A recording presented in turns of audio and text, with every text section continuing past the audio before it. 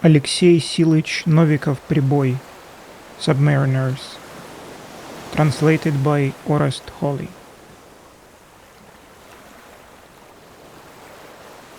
Part 2. We are leaving for a patrol soon. The moray fills the harbor with the rattling sound of diesel engines. The dynamos are put to action. Whole submarine hull is seized with a feverish trembling, like an alcoholic with a hangover. Accumulators are being charged. We need the supply of electric power for underwater operations. The engine room is filled with hum, thud, and howl. Sometimes this noise is interrupted by the sharp hiss of an open valve. Diesels doused with lubricating oil gleam with polished copper and steel. Their parts are twitching lifelike, jumping, dancing, twiddling pumps, popping pistons. It's hot here. Engine men, wearing diesel oil-soaked overalls, are dripping with sweat. Despite the open hatches, the submarine is sultry. It smells of rubber and burned diesel oil. Caustic gases make their way into the lungs, breaking them down. Our minds are clouded by intoxication. When the batteries are sufficiently charged, the diesel engines fall silent. Work in the submarine, however, continues. Almost the entire crew is here. Everyone does their part, washing the deck and the sides, cleaning and tuning the instruments, checking the valves. Executive Officer Golubev supervises the crew. Plump before his age, he is waddling slowly from the bow to the stern and shouts commands with mock seriousness. "Hurry up, lads! One more push before lunch." "Oh, it's time already, sir," responds Dalekin. "Bowels are starting to write protocols on each other." On the clean-shaven face of the officer, under the black mustache, blooms a smile.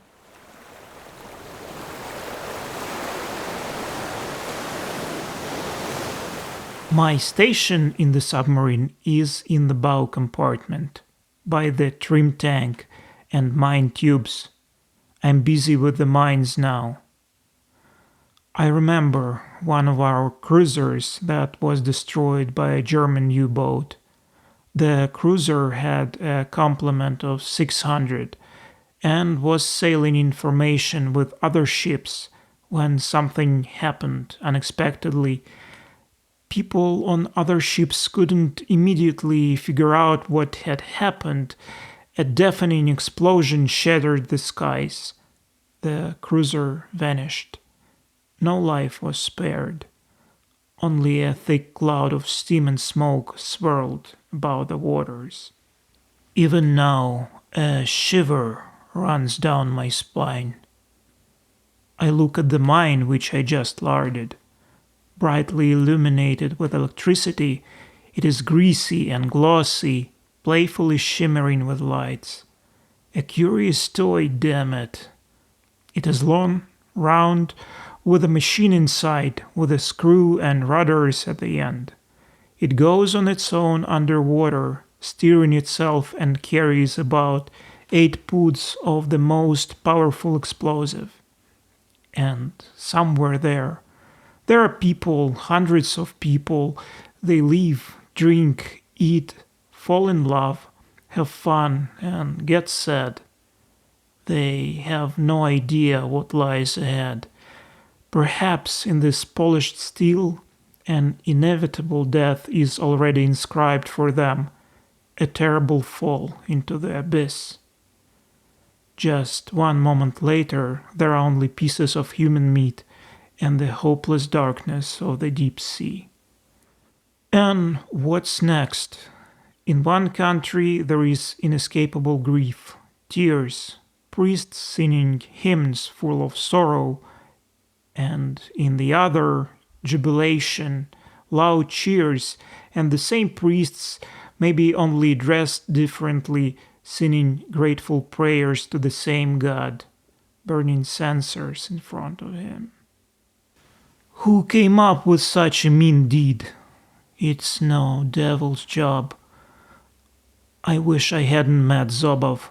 It was he who wrecked my soul with the poison of doubt. Here he comes.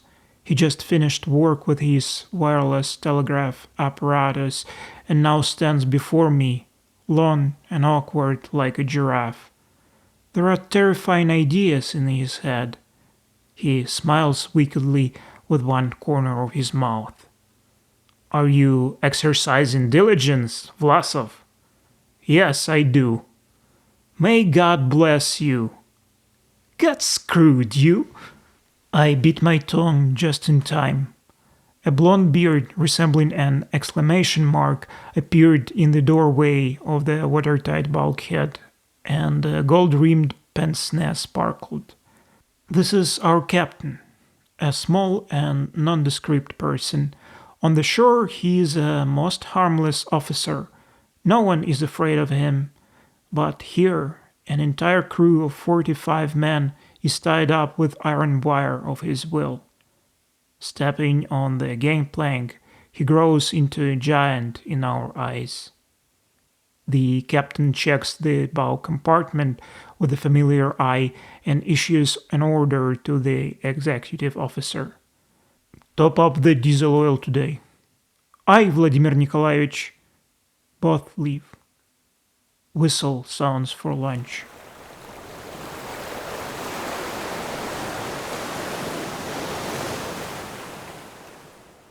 I see Polina every evening. We trot around the public garden and hike in a grove outside the city. She's always cheerful, laughs a lot, and her laughter flows into my soul like a bright stream. But when I tried to hug her, she looked up with fright in her eyes. Don't, for sake of God, don't. What can I do so you're not afraid of me, Polina? Nothing. What if I buy you new boots? Or maybe a dress? Polina's joyful face dims. The night casts shadows in it. Her voice breaks and whips my ears. If you want, I'll buy you boots myself. Don't be angry, Polina. I'm just messing around. But seriously, if I could, I would give you a completely different gift. The only problem is that our boat is here in the harbor and not in the Pacific archipelago. I would either die or fetch you from the seabed. Such pearls no countess has. Her juicy lips tempt me, smiling. Last evening before the patrol, I left with her kisses burning on my face.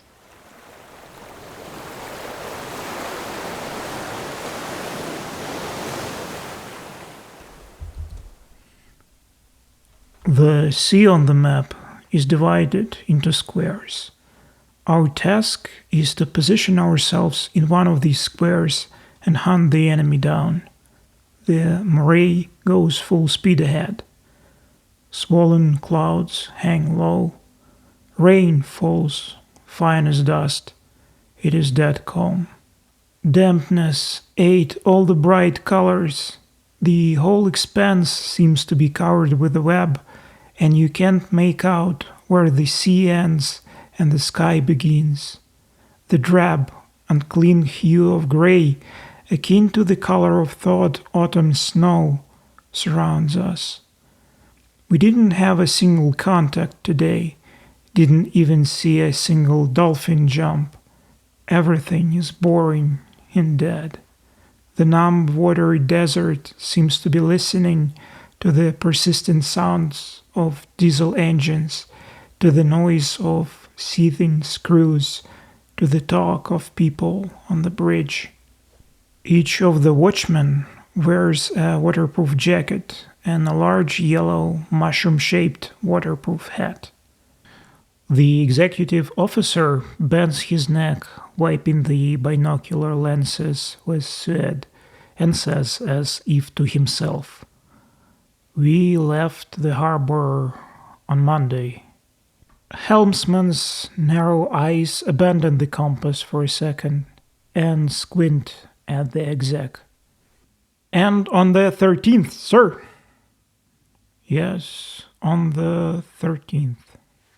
So it's even worse, sir. Quite the contrary. As we are taught in the algebra class, minus multiplied by minus produces a plus. Our patrol is going to be a lucky one. The hues of evening set in unnoticed, dimming the light, filling the sky with the somber shades of dusk, before finally transforming into the inky blackness of a freshly turned field. Occasionally, islands emerge from the mist. Enemy torpedo boats can potentially hide here. My tooth aches and I'm on tenterhooks. Zobov is in his telegraph cabin with wired headphones on. He persistently calls someone on the radio. You can read annoyance off his forehead. Oh, were they put down with chloroform? No answer. You striped bastards. Whom are you cursing at? Observation post's watch. Must be asleep. In between the transmissions, I ask Zobov, are we going to engage the enemy this time? A pair of pupils, sharpened by the bright electric light, trained inquisitively at me. You are well aware it is our duty to march forward, ready to sacrifice our lives for the Emperor. I want to smack the hand tapping call signs on the telegraph key. I only owe one prostitute who taught me to read and write, nobody else. I hate it when you make a fool of yourself. Why do you have to lie to me? Zobov exclaims, Aha! Finally! Yeah. No enemy contacts. All right. He scrawls quickly on a piece of paper and runs to the captain. A human figure, clad in waterproof robes, descends from the conning tower into the central post via the vertical steel ladder. I recognize the whistling of the exec, who is rolling off the watch. He is always whistling. His lips are flute-like, able to produce any tune. The majority of the crew is in the bow compartment. Most are trying to get some rest while possible. However, this is more of an easily disturbed nap than a sleep. Every now and then they raise their heads and look around uneasily. Current watch is concentrated in the aft half of the submarine. At the main electrical station, 2 electricians sit on stools facing port and starboard.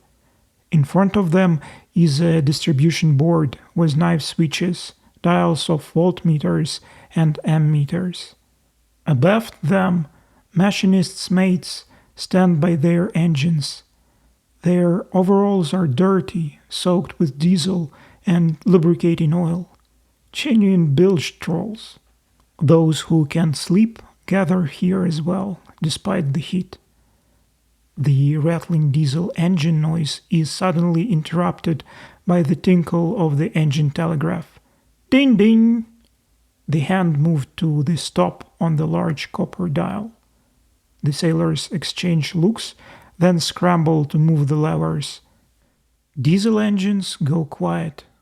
The mouthpiece of the speaking tube spits the imperious "Electric motors forward!"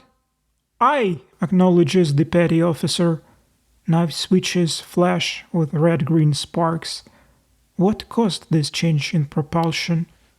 Sailors are waiting for the next, more disturbing command. And in vain. The muffled rumble of electric motors pours into the silence of the sub. It is quiet, but at the same time one can feel the intense rotation of the 2 propeller shafts under the steel deck. When everyone calms down a bit, they start messing with the comrade, with a cruel laugh to dispel their own anguish. Condolences, Kirsankin. What is it about? You're here, one might say, as a sinner in hell, while this very moment some prompter is courting your wife. Life's a bitch, right? Kirsankin is a young lad who joined recently as a steward. He has a beautiful wife. But the war doesn't care about this. Some month after the wedding he was torn from his bell. He misses her very much and often writes letters. Everyone knows this from his own stories. He's trying to put up a defense. She's not like this. She's very strict.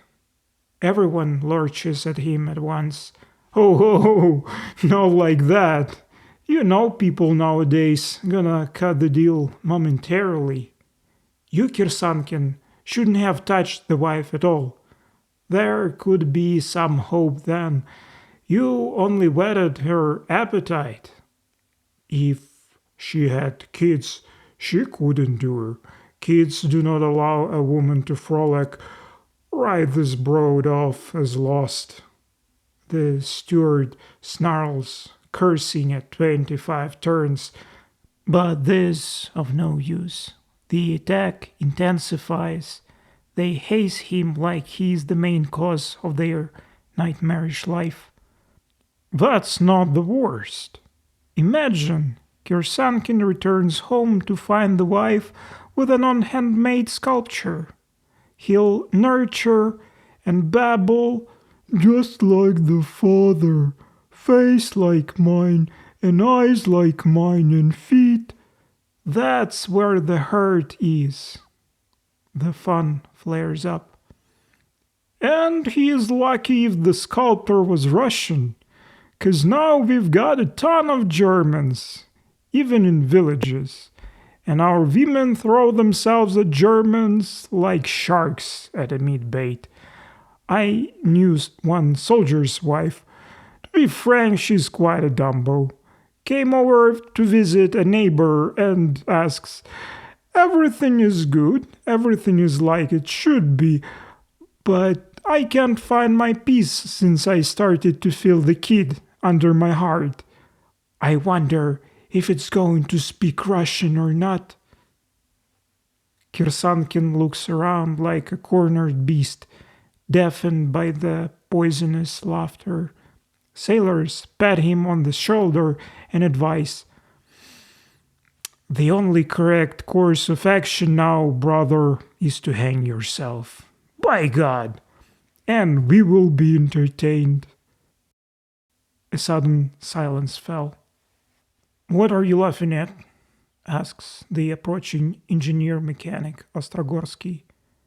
The chief petty officer reports seriously, "Kirsankin was goofing around, sir. He was telling stories about his wife." "Some nasty stuff, probably." Other sailors are vying to explain. "Yeah, nothing good comes of this mouth.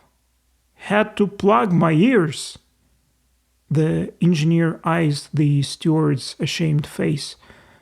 "They're nothing but a bunch of gas bags, sir," mumbles Kirsankin and heads to the bow compartment. My tooth continues to ache. Unbearable head pain drills into the brain like a bore. I climb up to the bridge again. We move in silence, shrouded with darkness. There are no external lights on the sub.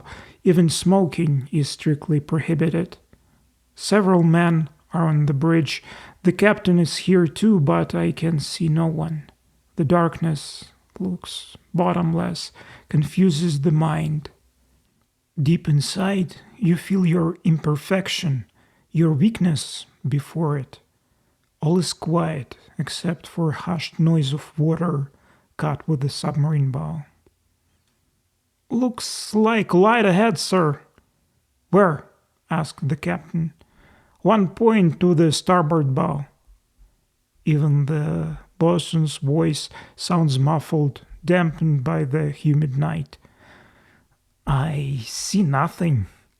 There it is. Careful, damn it, don't shout binoculars into my face. My bad, sir. The captain then asked the mine officer, Midshipman Kudryavtsev, Pyotr Petrovich, do you see anything? Kudryavtsev has a young voice, but now he answers in a bass. Malarkey. The light is in the bosun's head.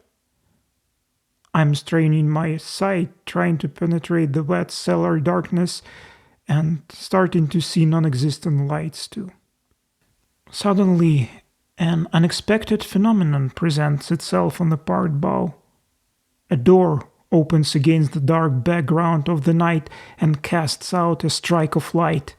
A man leaving the bridge of an unknown ship can be clearly seen, and in a moment he is gone. The night swallows the apparition. Only a flickering cigarette light traces through the darkness like a firefly. Something huge is rushing past us with a loud noise. For a few terrible moments, it feels like it's going to hit, roll over us and crush the sub. My thoughts are atomized like waves hitting a cliff. No, this is not a dream. This is a fiendish, breathing the cold of death, reality. I feel the moray rock. Everyone is silent and numb. Well, that's one hell of a meeting, finally breaks the silence captain. What do you think? Didn't they see us? Kudryavtsev asks in a stifled voice, almost in a whisper. It's clear they didn't, otherwise we'd go nowhere but down. In a little bit, Kudryavtsev again develops a bass, calm and reliable like a tugboat. My toothache is gone, as if I paid the dentist a visit.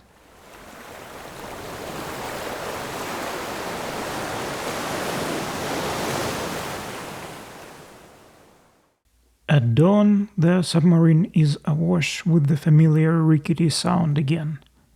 The moray goes slowly on one diesel engine, while the other is charging the battery. When the electric power storage is replenished, she speeds up. The clouds were thin. Patches of blue appear in the sky. From time to time, the sun is breaking through, casting gold coins at the calmed waters. The sailors go out to the upper deck often to smoke and chew rags. In the evening, 4 puffs of smoke appear at the horizon, heading southwest. The moray turns to close in. Every pair of eyes is trained sharply in the invisible ship's direction. Looks like it's Germans, someone mutters.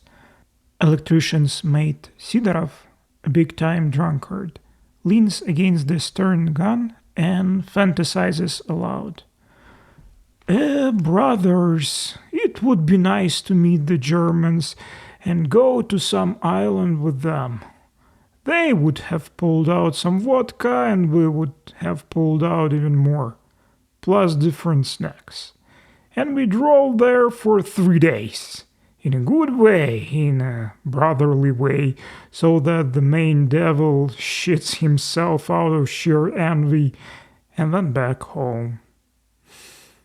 Yeah, that would be way better than to perish at the sea bottom, sailors agreed. Following the bridge command, we start closing hatches, and then the order is reversed. Abort! The smoke starts to move away from us. It appears the unknown ships changed the course. At night, the other command thunders, "Rig for dive!" Sailors and officers man their stations. Everyone knows this is not an enemy contact. We are just going to spend the night here. This is why no one is worried too much. Nevertheless, the tension is felt, and every captain's command is executed momentarily. "Stop diesels! Start electric motors!" The last hatch above the conning tower is closed. My station is in the bow. It feels not only my ears are strained, but every bit of my body is tuned to the abrupt officer orders. Yes, I am precise like a manometer's hand. Here comes the command, startling me. I open the bow tank valve and turn the manipulator lever, then shout, "Carry on pumping!" The electrician's mate closes knife switches. Pump motor hums. Water blasts through the pipes with a metallic zing. The same operation is performed at the stern. Bow and stern tanks take the ballast in. The moray sinks slowly. One can hear the voice of the man monitoring the depth gauge. 10, 20 feet, 100, 103. She's idle. We touched the silt softly. The boat goes silent. The cook, a chubby, spherical man who looks like a swordfish, is busy in the galley, cooking dinner on an electric stove. He always has this stupid, confused look of a man lost or trying to recall something in vain. The crew dubbed him a galley seal. It smells of fried meat and onions in the sub. Dinner time! Good news spread. Everyone with a bowl in their hands finds the most convenient place to nestle. With great appetite, we destroy meat, rice porridge, cacao with condensed milk.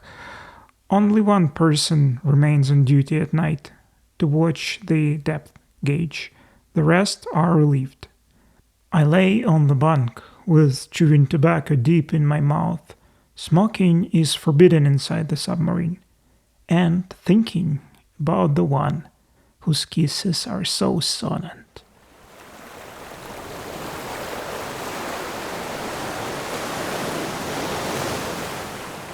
The bell rattles. Along with others, I jump out of my bunk.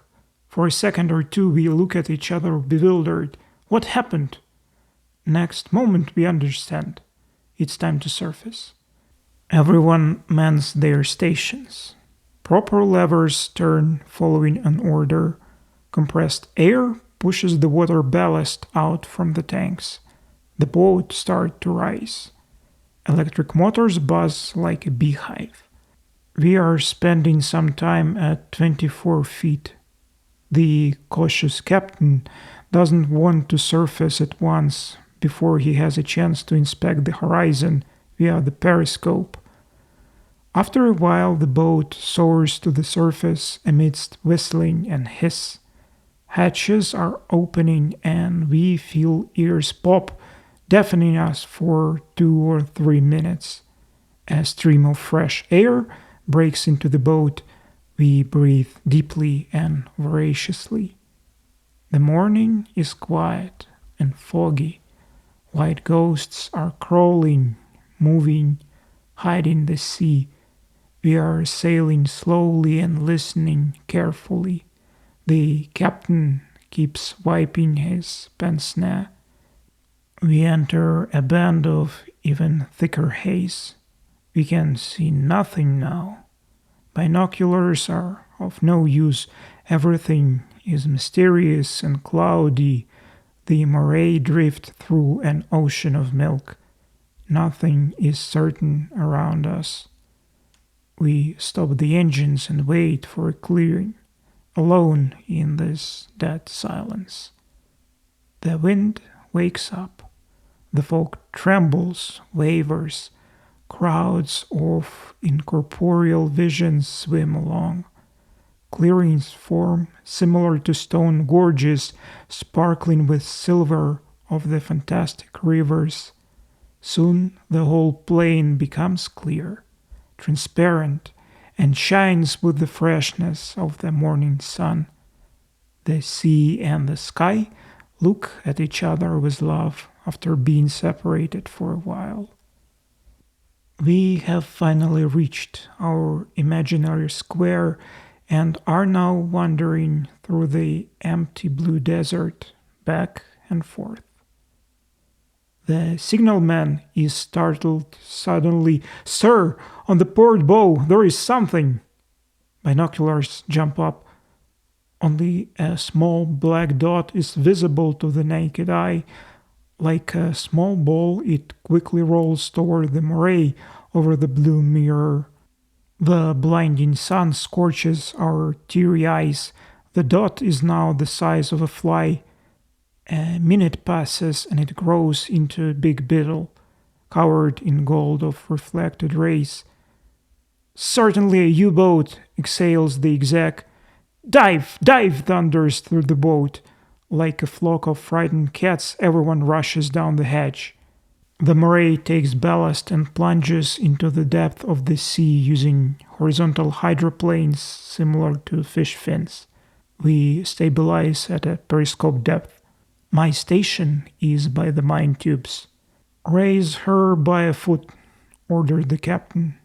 "I raise her by a foot," echoes in the sub. "Prepare bow tubes for launch." "I prepare bow tubes for launch."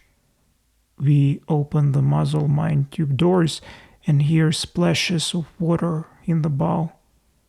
I'm on the edge and at the mercy of naval discipline. The soul is bound with an iron corset. The mind is empty. I am all ears and eyes. Suddenly I and everyone else in the bow compartment slump or bend over as if dodging a thrown rock.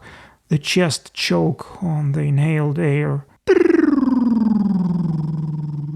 Hastily cackling penetrates the hull. The familiar sound of death. An enemy mine aimed at us drills the green mass of water. It rushes over our heads so close it seemed to graze our skulls. A long ice needle pierces my spine. Cold current flows through the body.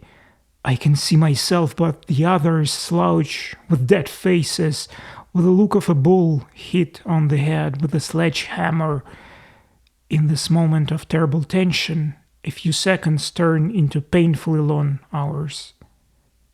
Finally, bit by bit, human figures slowly straighten up. Someone breathed a sign of relief. Didn't hit. The young sailor Mitroshkin is still holding onto his head, trying to protect it from a blow. He shrieks, "It passed by, damn it! It's a miracle, brothers!" He's twitching from head to toe. His eyes wander. He breaks into nervous laughter again, then regains some composure and starts to cross himself. Zaleikin jokes, "I'll be damned. Our boat is just like a guitar, resonates with every sound." Another command. We dive deeper. What's that? An explosion astern, another one ahead, and in a minute a rumbling iron clang on the starboard side, fairly close. The moray shies away, startled. The depth gauge indicates 62 feet. With the sound of grinding teeth, the boat scrapes its bilges on the seabed. Submarine hull shudders with terror. In my head, scraps of thoughts jump and spin like pieces of paper in a whirlwind. It looks like the destroyers are chasing us, or maybe they have minesweepers with them. They will grope us with nets and then crack open with bombs. This means an end for us. But what can be done? We are helpless. We can only roll our eyes tragically. 2 more explosions, port and starboard. The sea seems to be ridden with depth charges. A whisper spreads. "Seaplanes! We are chased by seaplanes!" This announcement comes from the conning tower, from the captain himself, the only person who knows for sure what's going on. We are certainly visible to the enemy from above. He's stalking us like a seagull stalks a fish. To hide from him, we must dig ourselves deeper into the sea, but under our feet the steel screeches again. Every extraneous sound breaking into the boat scratches the nerves like a grater. Further and further away from this damned shoal, everyone's hope is that we don't wedge ourselves between the rocks. Something thumped astern. Someone mighty hit the boat hull with a sledgehammer. The sailors cringed and exchanged cold glances in silence. My throat is painfully dry. Finally, a depth of 130 feet, we lay on the seabed. "Hot tea for me!" sharply orders the captain from the officer's wardroom. Zaleikin is tuning his mandolin in the berthing compartment.